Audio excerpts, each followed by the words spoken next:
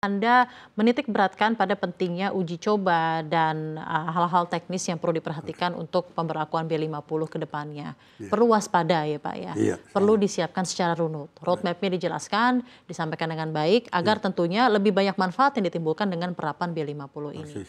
Pesan ke depannya apa Pak untuk regulator yang berada dalam lini industri ini tentunya?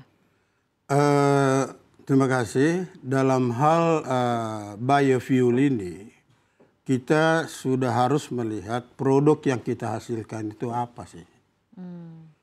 Masuk karakteristik oksigenat atau karakteristik drop-in. Drop-in, ya. Sehingga secara teknis bisa dipakai dengan baik. Tidak akan mengalami persoalan. Nah, yang kedua adalah dalam menghadapi ini, uji coba B50 itu jangan ada yang memaksakan supaya itu bisa diterima. Saya yakin sebagai teknisi, saya cenderung yakin itu tidak akan baik terhadap engine. Satu. Yang kedua, penyimpanannya itu akan mengalami persoalan. Karena dia akan menyerap air. Kalau dia sudah menyerap air, dipompakan kepada kepada engine, itu akan mengalami persoalan besar. Kerugiannya yang tidak bisa dibayangkan, jangan hanya menghemat devisa yang dikatakan sekian ribu dolar itu. Gitu. Nah, yang ketiga adalah kita harus melihat, saya cenderung menyampaikan kepada pemerintah juga, mari kita belajar dari negara lain. Ya, seperti apa Pak contoh di negara lain? Contoh, mungkin ada yang bisa disampaikan. Brazil itu menggunakan, dia ada dua, satu etanol sebagai pengganti bensin. Etanol berasal dari gula. Jadi dengan proses menjadi enzimatik menjadi etanol. Nah, mereka itu sudah berjalan langgeng, udah hampir 20 tahun. Strateginya adalah kalau harga bensinnya tinggi, maka mereka menggunakan etanol dari gula. Oke. Tapi sebaliknya harga bensin turun, ya mereka pakai bensin ini dijual di pasar, sehingga overall pemerintah itu mendapatkan benefit, financial benefit. Nah, sekarang kalau seperti yang saya paksakan B50 ini ya, harga tadi saya sudah sampaikan kira-kira dengan turunnya harga Brent oil itu harga solar akan berkisar di 86,7 dolar lah per barel. Tapi dengan harga CPO yang 950 dolar per ton ditambah 85 menjadi FAME, itu akan mencapai 139 dolar per barel. Ya. Nah, selisihnya 52 dolar per barel. Artinya adalah kalau CPO itu dipakaikan ke sana, itu kalau ke B50 kita perlu tambahan kira-kira 3,2 juta ton.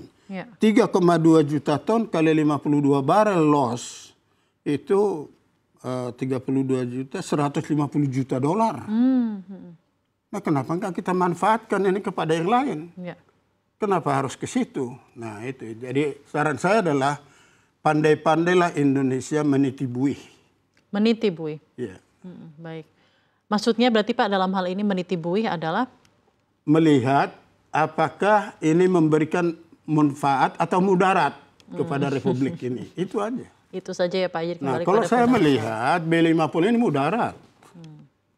Jadi jangan dipaksakan. Yang perlu disampaikan kepada pimpinan kita, di mana pimpinan kita selalu mengatakan swasembada energi, itu tepat sekali. Betul, itu betul. Swasembada energi itu luar biasa tepat dan perlu ya Pak ya. Karena negara yang kuat itu swasembada pangan, swasembada. Nah, cuma bagaimana kita mencapai energi ini swasembada.